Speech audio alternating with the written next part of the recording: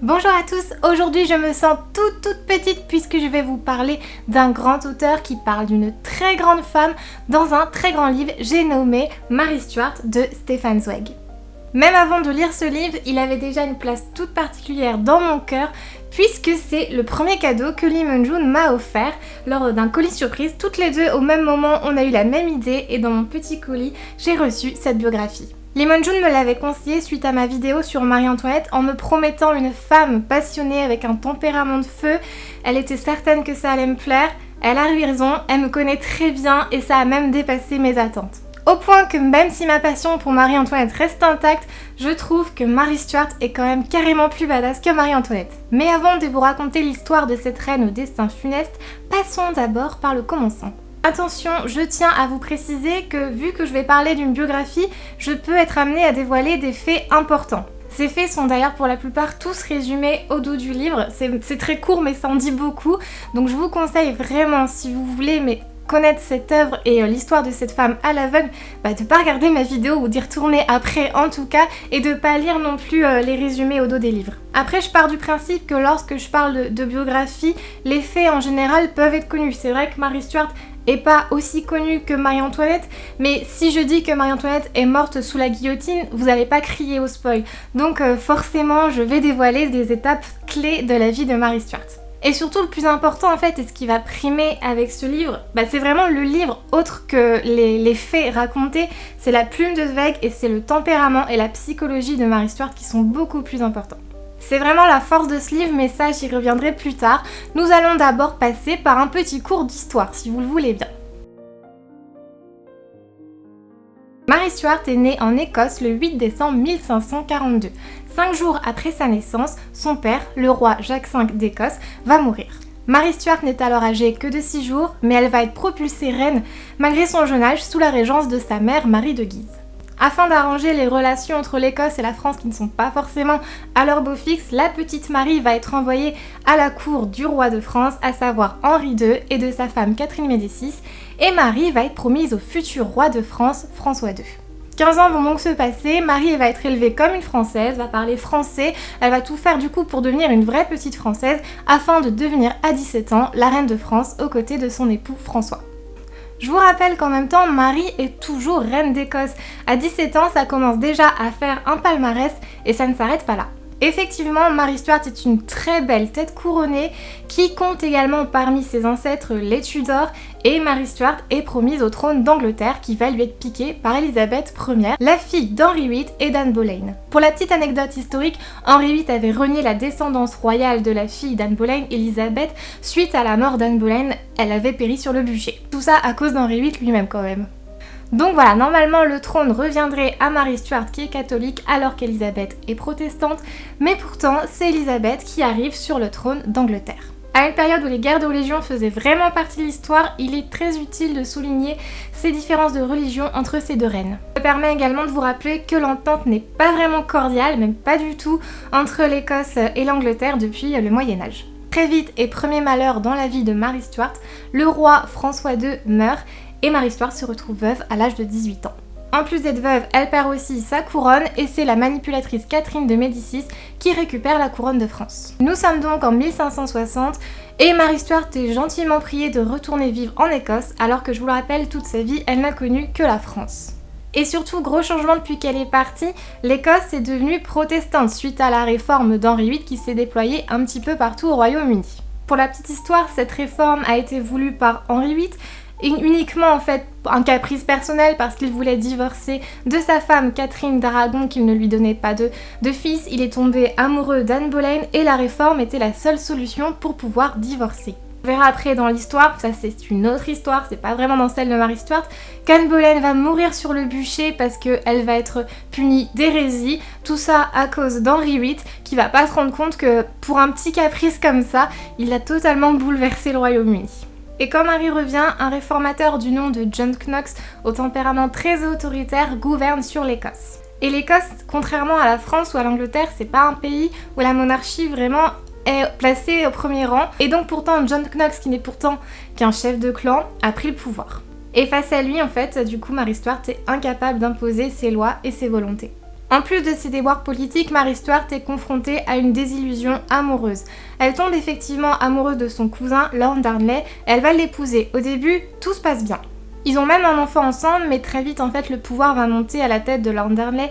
Il va vite devenir très autoritaire, très méprisant envers sa femme, insultant, arrogant, enfin bref, pas très charmant ce Lord Darnley. En résumé, c'est un mufle parfait qui souhaite imposer en fait à l'Écosse un gouvernement mais absolument tyrannique et forcément du coup Mary Stuart va un petit peu vouloir s'en éloigner. Et à côté de ça en plus, Mary Stuart est tombée amoureuse d'un autre homme qui s'appelle Jack Hepburn. Pour vivre son amour avec Jack Hepburn et parce qu'elle en a marre de son mari, elle va décider de le faire assassiner, tout simplement, zéro concession avec Mary Stuart. Et même si Mary Stuart a tout fait pour camoufler cet assassinat prémédité, malheureusement les gens vont s'en douter, surtout que elle va épouser en troisième noces le meurtrier de ce second mari. Forcément ça ne va pas plaire et elle va se retrouver jugée et emprisonnée. Marie réussit toutefois à s'évader et elle décide d'aller en Angleterre pour récupérer ce qui lui est dû, à savoir son trône. Je vais très vite mais elle va finir par se faire emprisonnée. Son seul moyen de communiquer à l'extérieur est par message codé et dans un message, elle va donner son accord pour assassiner en fait la reine Elisabeth. Et donc vous en doutez, cette dernière va donc proclamer l'exécution de sa cousine rivale. Je suis passée très vite sur ce moment de vie, mais il faut savoir que Mary Stuart est quand même restée 19 ans en captivité. Bon, c'est pas vraiment une prison comme on se l'imagine, elle était dans un château avec des personnes à son service, mais elle avait aucune possibilité de communiquer avec l'extérieur, si ce n'est, comme je disais, avec des messages codés. Le 8 février 1857, Mary Stuart est exécutée et parce que sa vie n'était pas assez remplie de malheur, je pense, il aura fallu 3 coups de hache parce que le bourreau était légèrement alcoolisé. En même temps, pour assassiner comme ça une reine, je pense qu'il faut avoir un petit peu bu avant. Ce qui est beau, c'est que même jusqu'à sa mort, Mary Stuart est restée digne. C'est une grande catholique, elle s'est érigée en martyr, elle s'est montrée comme ça dans une robe rouge, d'un rouge vif absolument magnifique. Enfin, dans ma tête, c'était magnifique, avec un crucifix. Et jusqu'au bout, elle n'a pas renié sa religion catholique alors que tout le monde lui disait de devenir protestante. Voilà en quelques mots le résumé de la vie de Mary Stuart qui a été, je pense, on peut le dire, un petit peu perturbée. Je suis allée très vite sur sa vie et du coup j'ai l'impression que ça lui rend pas du tout hommage, mais j'espère qu'au moins je vous aurai donné envie de la découvrir en détail. À l'heure où je vous parle, je crois que ça fait 2 mois que je l'ai lu quand même, ce livre résonne vraiment en moi et ça a été l'un de mes coups de cœur de cette année. J'admire en fait la façon dont Stefan Zweig a réussi à pénétrer dans les tréfonds de l'âme de Mary Stuart, tout comme il l'avait fait en fait avec la biographie de Marie-Antoinette. C'est très juste, c'est beaucoup en fait dans la psychologie de ces femmes, mais sans choisir un camp et sans tomber dans le jugement en fait. Ce que j'aime particulièrement avec les biographies de Stefan Zweig, c'est qu'il arrive à en faire des romans. On dirait en fait vraiment qu'il invente une histoire. Tellement en fait les vies de ces femmes sont romanesques, c'est vrai qu'on peut se dire que ça peut être inventé, mais non, c'est des faits qui ont été vraiment réels, mais la façon dont c'est raconté, ça nous semble tellement romanesque. Stefan Zweig se met complètement à la place du personnage et on arrive vraiment du coup, j'ai l'impression, à sentir la psychologie de ces femmes et à savoir vraiment en fait qui elles étaient au fond d'elles-mêmes. Et petit point que j'adore beaucoup aussi avec l'écriture de Zweig, c'est qu'il arrive à mettre une petite pointe de sarcasme et d'ironie dans ses écrits et ça j'adore. Autre point dans l'écriture de Zweig que j'ai bien aimé dans ce livre, c'est qu'en fait tout au long du livre il va faire une comparaison entre la vie de Mary Stuart et 2 œuvres phares de Shakespeare, à savoir Hamlet et Macbeth.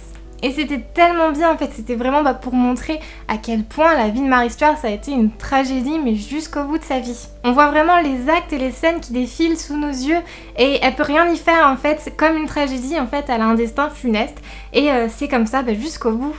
Autant j'aime l'histoire de Marie-Antoinette, j'adore en fait jusqu'au bout de sa vie, elle s'est battue, elle aussi, mais autant des fois avec sa personnalité j'ai un petit peu de mal et personnellement je trouve qu'elle était pas très futée. Mais là Mary Stuart, waouh, elle est extrêmement intelligente et surtout j'ai été impressionnée par sa force, sa passion et son impulsivité en fait dans n'importe quelle situation. Elle est courageuse et ça peut être mauvais, ça lui a joué des tours d'être aussi impulsive, mais en fait vraiment toute sa vie, elle a suivi sa vie, elle était guidée uniquement par cette passion qui la dévorait. Au point justement en fait qu'elle a fini par sombrer dans la folie et dans la dépression. Et même ça, auprès d'une reine, c'était beau en fait. Enfin beau, je me comprends, mais c'était magnifique de voir le traitement qui a été fait de sa maladie. Tout est une question d'honneur pour elle, et elle est reine en elle, et comme je vous l'ai dit dans le résumé de sa vie, elle est reine depuis l'âge de ses 6 jours, donc forcément pour elle, elle est reine, et tout le monde doit lui obéir. C'est vraiment l'opposé de la reine Elisabeth, elle. Elisabeth, elle, c'est un petit peu l'enfant illégitime, quoi. Et donc forcément, elle est beaucoup plus sur la réserve, beaucoup plus hésitante, mais c'est aussi une reine calme et un peu froide quand même. Et contrairement à Marie Stuart qui vit mais complètement dans l'exaltation des sens, Elisabeth, elle, s'est toujours promise de rester vierge et de ne jamais avoir d'enfant. En même temps, c'est vrai que quand on a le modèle d'un père qui a assassiné plusieurs femmes ou on a fait disparaître plusieurs, c'est vrai que ça peut faire un traumatisme et on comprend pourquoi elle veut rester vierge. J'ai lu aussi quelque part que la reine Elisabeth souhaitait ne pas avoir d'enfant pour en fait à sa mort donner le trône à sa cousine Marie Stuart, parce que c'est vrai que je peux les faire passer dans ma vidéo pour des profondes rivales, mais en fait il y avait quand même une belle amitié qui résonnait entre ces deux femmes. Elles ne se sont jamais rencontrées, mais elles s'écrivaient beaucoup, et même si forcément il y avait énormément de jalousie et d'hypocrisie, ces femmes étaient quand même de la même famille, mais elles savaient pertinemment toutes les deux qu'elles ne pouvaient pas régner toutes les deux, et pour que l'une des deux règne, il fallait que l'autre disparaisse. De prime abord, elles souhaitaient vraiment pas se détruire toutes les deux, mais les actions ont fait que malheureusement, l'une des deux a eu la tête coupée. Clairement, je regrette vraiment pas d'avoir lu cette biographie. Ça faisait déjà de nombreuses années que je voulais la lire et je suis contente que Lee Moon-joon me l'ait offerte, parce que ça a été une révélation, et c'est vrai que depuis la biographie de Marie-Antoinette, j'avais pas autant vibré pour un personnage historique comme ça. Et ça m'a tellement plu que j'ai décidé en fait d'aller plus loin. Et donc du coup, petite nouveauté dans mes vidéos, puisque je vais vous parler de 2 films, d'un documentaire et d'une série télé qui sont reliés justement à la vie de Marie Stuart. Autant dire que pendant quelques jours, j'ai vraiment vécu, pensé, mangé, respiré Marie Stuart. Au niveau des films, je n'ai pas encore réussi à mettre la main sur l'adaptation de 1968 avec Katharine Hepburn, qui m'a l'air sublime, mais pour l'instant je l'ai pas trouvé, donc je me suis rabattue sur 2 films. Le premier film que j'ai regardé, c'est Mary Queen of Scots, qui est sorti en 2013. C'est un film à la réalisation qui peut paraître surprenante, c'est un film indépendant, mais moi j'aime bien. Je suis beaucoup plus sensible en fait à un cinéma audacieux, plus discret, plus intimiste et réaliste, on va dire, plutôt qu'aux grosses productions. Et là, ce film répondait, en fait, quasiment à ce que j'attends d'un film. Il y a quelques défauts dans ce film, je l'accorde, c'est parfois beaucoup trop théâtralisé, mais ce que j'ai aimé en fait, c'est que ça mettait l'accent justement sur la folie de Marie Stuart, mais avec délicatesse. Je vous présente un film que j'ai aimé et je voulais vous parler d'un film que je n'ai pas aimé, qui s'appelle Elisabeth, l'âge d'or. Donc vu le titre, vous attendez que le personnage principal ça va plus être Elisabeth, je m'y attendais forcément en regardant le film, mais je pensais pas que le personnage de Marie Stuart serait autant éclipsé et montré mais comme une mégère mais complètement tarée avec aucune profondeur.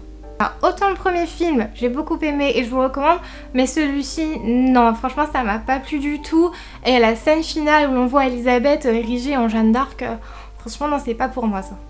Niveau documentaire, j'ai fait dans le grand classique français qui fonctionne quasiment toujours, c'est-à-dire Secret d'Histoire avec notre cher Stéphane Bern. En 2007 est sorti justement un secret d'histoire sur Marie Stuart qui nous présente 2 facettes de sa personnalité, Marie Stuart manipulatrice ou Marie Stuart reine martyre. Là franchement rien à redire, on voit quasiment toutes les étapes importantes de sa vie, on voit un petit peu du coup en plus des portraits, les lieux où elle a pu grandir. Là franchement rien à redire, si vous voulez connaître la vie de Marie Stuart sans lire un livre, c'est idéal. Et je termine avec une série télé, mais attention, c'est vraiment juste pour la détente. Je vais vous parler de la série Reign, qui est produite depuis 2013 et qui va se terminer en 2017. C'est une série que vous pouvez trouver sur Netflix. Je préfère vous prévenir, c'est très librement inspiré de la vie de Marie Stuart. En fait, vraiment pour vous donner une image de à quoi ça ressemble, vous prenez les Tudors, vous le mélangez avec Gossip Girl et ça vous donne Reign. Alors je passe mon temps à m'offusquer devant les énormités historiques et devant les personnages, mais c'est comme Gossip Girl en fait, on peut pas l'expliquer, je suis complètement accro devant et c'est quand même une belle série on va dire. Ça ressemble vraiment aux Tudors et les Tudors j'avais vraiment adoré. Après il y a beaucoup plus de consistance historique dans les Tudors, la Reign c'est vraiment le petit plaisir et surtout ne regardez pas cette série en pensant étoffer votre culture historique parce que il n'y aurait que des bêtises à rentrer dans votre tête là. J'espère que cette vidéo vous aura plu. J'étais vraiment super contente de vous parler de cette femme, super contente de découvrir sa vie, surtout à travers la plume de Stefan Zweig. Si vous l'avez lu, surtout, donnez-moi votre retour. Et petite question aussi pour vous, si vous avez des biographies de grandes femmes comme ça à me conseiller, et je suis preneuse bien entendu.